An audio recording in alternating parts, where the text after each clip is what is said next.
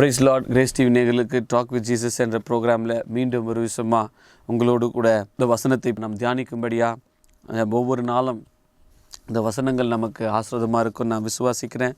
ஆண்டவர் உங்களோடு கூட பேசுவாராக.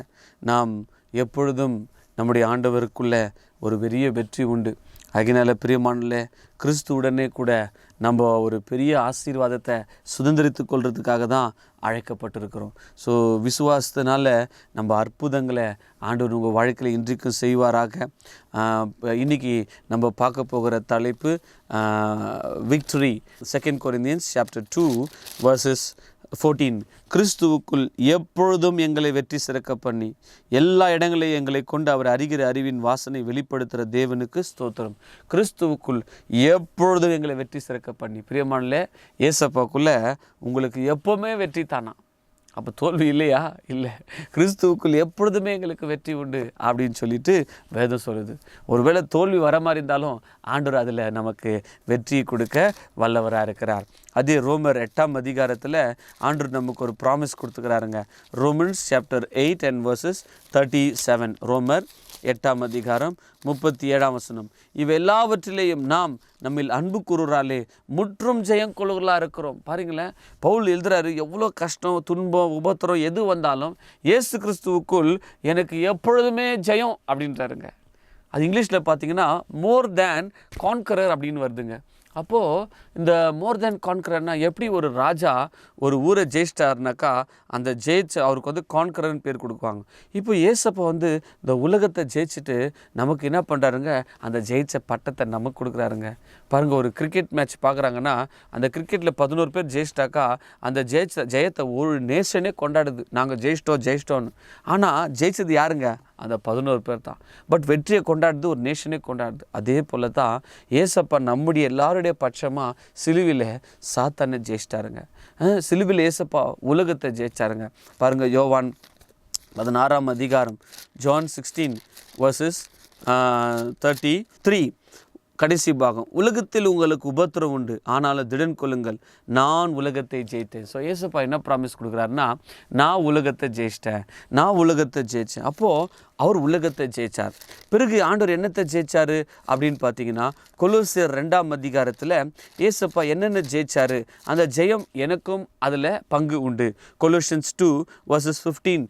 துரைத்தனங்களையும் அதிகாரங்களையும் உரிந்து கொண்டு வெளியரங்கமான கோலமாக்கி அவைகளின் மேல் சிலுவில் வெற்றி சிறந்தார். ஏசப்பா சிலுவில் என்ன பண்ணாருங்களாம், துரைத்தனங்கள் அதிகாரங்கள் அப்படின்னு சொல்லும்போது சாத்தானுடைய எல்லா அதிகாரங்களை ஏசப்பா என்ன பண்ணிட்டாரா, சிலுவில் உரிந்து விட்டார். அவர் என்ன பண்ணுறாரு, அதில் அந்த சாத்தானுடைய அதிகாரத்தை பிடுங்கி சிலுவில் ஏசப்பா மறிக்கும்போது மறித்து 3ஆம் நாள் உயிரோடு எழுந்தார். அந்த 3 நாள் என்ன நடக்குது, சிலுவில் ஏசப்பா மறித்த பிறகு அவருடைய ஆத்மா பாதாளத்துக்கு போனப்போ சாத்தானுக்கிட்ட அங்கே ஒரு யுத்தம் செய்கிறார். அவனுடைய அதிகாரத்தை பிடுங்குறார், அவனுடைய எல்லா வல்லமைகளை பிடுங்கி சாத்தானுடைய தலையை நசுக்கி சிலுவையிலே வெற்றி சிறந்தார். So Christ overcame Satan. அப்போ சாத்தானை ஏசப்பா ஜெயிச்சிட்டாருங்க. பிறகு என்னத்தை ஜெயிச்சாரு? 1 கொரிந்தியர் 15ஆம் அதிகாரத்தில் வேதம் இப்படியா சொல்லுது பாருங்க. 1 Corinthians chapter 15. 1 கொரிந்தியர் 15ஆம் அதிகாரம் வசனம் 55 வசனம். மரணமே உன் கூர் எங்கே, பாதாளமே உன் ஜெயம் எங்கே? மரணத்தின் கூர் பாவம், பாவத்தின் பலன் நியாயப்பிரமாணம். நம்முடைய கர்த்தராகிய இயேசு கிறிஸ்து மூலமா நமக்கு ஜெயம் கொடுக்குற தேவனுக்கு ஸ்தோத்திரம். பாருங்க, ஆண்டவர் சொல்றாரு, மரணமே உன் ஜெயம் எங்க, பாதாளமே உன் ஜெயம் எங்க? ஏன்? ஆண்டவர் மரணத்தை ஜெயிச்சிட்டாருங்க. 3ஆம் நாள் உயிரோடு எழுச்சிட்டார். யாருமே மரணத்தை ஜெயிக்கல. எத்தனையோ பெரிய மகான்கள், எத்தனையோ பேர் தேவர்கள்னு சொன்னவர்கள் கூட இந்த உலகத்துக்கு வந்தாலும் யாரும் மரணத்தை ஜெயிக்கல. ஆனால் இயேசு ராஜா மரணத்தை ஜெயிச்சார். 3ஆம் நாள் உயிரோடு எழுந்துட்டு சொல்றாரு, மரணத்தை ஜெயிச்சிட்டேன், பாதாளத்தை ஜெயிச்சிட்டேன். இப்போ அதே ஜெயத்தை நமக்கு கொடுத்துருக்கிறார். பிரியமானவர்களே, இப்போ ஆண்டவர், நான் சொன்னேன், ஏசப்பா உலகத்தை ஜெயிச்சாரு, பாவத்தை ஜெயிச்சாரு, சாத்தானை ஜெயிச்சாரு, மரணத்தை ஜெயிச்சாரு, பாதாளத்தை ஜெயிச்சாரு. இப்போ நீங்கள் கேட்கலாம், சரி பிரதர், இதனால் எனக்கு என்ன லாபம்? அந்த விக்டரியை உங்களுக்கு கொடுத்துக்கிறார். ஆனால் அதுதான் பவுல் எழுதுறார், கிறிஸ்துவுக்குள் எப்பொழுதும் எனக்கு வெற்றி கொடுக்கிற தேவனுக்கு ஸ்தோத்திரம். அப்போது பலவீனத்தில் ஏசப்பா சிலுவில் அறியப்பட்டிருந்தாலும் தேவ வல்லமினால் இன்னைக்கு பழைத்திருக்கிறார். இன்னைக்கு நீங்கள் கூட அந்த பலவீனமாக காணப்பட்டாலும் கிறிஸ்துனுடைய வல்லமை உங்கள் மேலே தங்கும்படியாக நான் ஜெபிக்கிறேன். பிரியமானவர்களே, இன்னொரு வசனத்தை நாம் வாசிக்கலாம். இப்போ நீங்கள் கேட்கலாம், பிரதர், நான் ஆண்டவராகிய இயேசு உலகத்தை ஜெயிச்சாரு, அதனால் எனக்கு என்ன லாபம்? 1 John 5:4. தேவ தேவனால் பிறப்பதெல்லாம் உலகத்தை ஜெயிக்கும், நம்முடைய விசுவாசமே உலகத்தை ஜெயிக்கிற ஜெயம். இப்போது வசனம் சொல்லுது, ஏசப்பா உலகத்தை ஜெயிச்சாரு, தேவனால் பிறக்கிற நீயும் உலகத்தை ஜெயிக்குவ. இப்போ நான் போய் உலகத்தை ஜெயிக்க முடியுமா? சில பேருக்கு என்ன கேள்வினா, என் வாழ்க்கையே தோல்வி ஆயிடுச்சே, என் நிறைய வாலிப பசங்க சொல்கிற காரியம், என் லைஃப் ஒரு ஃபெயிலியர், ஒரு சப்ஜெக்டில் ஃபெயில் ஆகிட்டா என் லைஃபே ஒரு ஃபெயிலியரா, எனக்கு எதிர்காலம் இல்லையா? கவலைப்படாதீங்க. பைபிள் சொல்லுது, நீங்கள் உலகத்தை ஜெயிக்க பிறந்தவர்கள். You are a champion. பாருங்கள், அந்த இயேசப்போடைய டிஎன்ஏ நமக்குள்ளே காணப்படுகிறது. இயேசப்போடைய ரத்தம் நம்ம உள்ளத்தில் பாயும்போது அவர் எப்படி உலகத்தை ஜெயிச்சாரோ, சாத்தானை ஜெயிச்சாரோ, நீங்களும் உலகத்தை ஜெயிப்பீங்க. பாருங்க, 4ஆம் வசனம், தேவனால் பிறப்பதெல்லாம் உலகத்தை ஜெயிக்கும், நம்முடைய விசுவாசமே உலகத்தை ஜெயிக்கிற ஜெயம். அப்போ யார் உலகத்தை ஜெயிக்க முடியும்? தேவனால் பிறக்கிறவர்கள். தேவனால் எப்படி நீங்கள் பிறக்க முடியும்? நீங்கள் சொல்லலாம், பிரதர் நான் தாயின் வயிற்றில் தானே பிறந்தேன். ஆனால் வசனம் சொல்லுது, 1 யோவான் 5:1, இயேசுவானவரே கிறிஸ்து என்று விசுவாசிக்கிறவன் எவனும் தேவனால் பிறந்திருக்கிறான். யார் எல்லாம் ஏசப்பா இந்த உலகத்துக்கு வந்த கிறிஸ்து, அவர் தான் தேவகுமாரன் என்று விசுவாசிக்கிறாங்களோ அவங்கெல்லாம் தேவனால் பிறந்தவர்கள். அப்போ தேவனால் நீ ஏசப்பா விசுவாசித்தினா, ஆமாம் ஏசப்பா எனக்காகத்தான் தேவகுமார் இந்த உலகத்துக்கு வந்தார், எனக்காகத்தான் மரிச்சார், அவரை தான் நான் நம்புகிறேன், அவரை தான் நான் ஏற்றுக்கொள்கிறேன் போதோ நீ உலகத்தை ஜெயிப்ப. உன்னுடைய விசுவாசமே உலகத்தை ஜெயிக்கிற ஜெயம். பாருங்கள், அதே 1 ஜானில் சொல்கிறார் 2ஆம் வசனத்தில், வசனம் 13, பிதாக்களே ஆதி முதல் நீங்கள் அவரை அறிந்திருக்கிறதுனால் உங்களுக்கு எழுதுகிறேன், வாலிபரே பொல்லாங்கானே நீங்கள் ஜெயித்ததினால் உங்களுக்கு எழுதுகிறேன். பாருங்கள், யூத் பீப்புளுங்க உங்களுக்கு ஸ்ட்ரென்த் அதிகம், சாத்தானே ஜெயிக்க முடியும்.